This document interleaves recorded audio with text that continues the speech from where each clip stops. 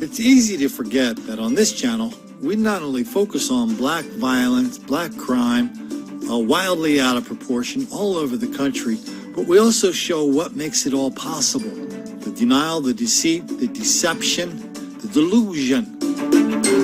From reporters and public officials and just regular old people on the street who take something that's very dangerous and make it extremely dangerous by hiding what's really going on.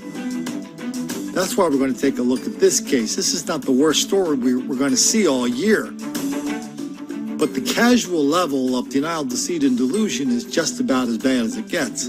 2 young women have been arrested for allegedly robbing someone near McGee Women's Hospital last night. Megan Schiller has more about the unusual weapon that was used.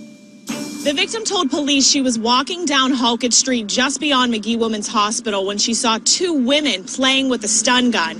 Right when she approached the intersection with Louisa Street, she said one of the women lunged at her with the stun gun and then robbed her.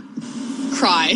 I would cry. I actually went out last night to go to the corner store, so that could have been me. Sometimes it's better to give it up.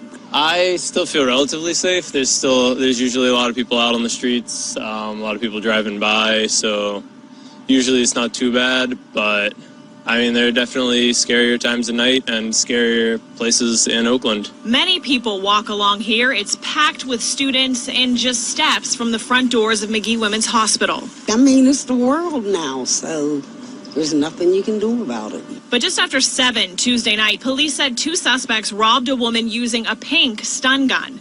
The victim tossed over her purse and ran down to Panera Bread to ask for help.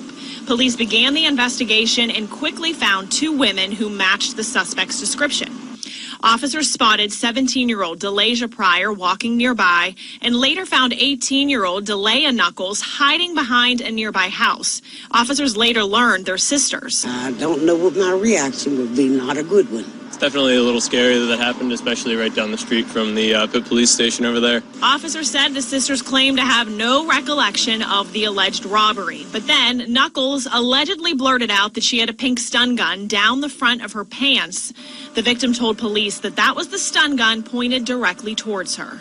And both of those women are now facing multiple charges, including robbery, falsely identifying themselves to law enforcement, and having a weapon while committing a crime. One of these days, reporters, one of these days, viewers are going to figure out just because they meet somebody on the street and do a man-on-the-street interview, that doesn't mean what they have to say is valid in any way. One woman said, well, just give it up. The other guy said, well, it's not that bad around here. And he said, well, it's a lot worse over there. And then one girl started laughing. Yeah, it could have been me.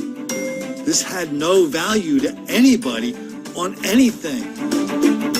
It's either irrelevant or flat out false. Please, sir, I want some more. That's what makes some of these news reporters so dangerous. Which is okay, because being dangerous is a hell of a lot better than saying anything to make the black kids angry.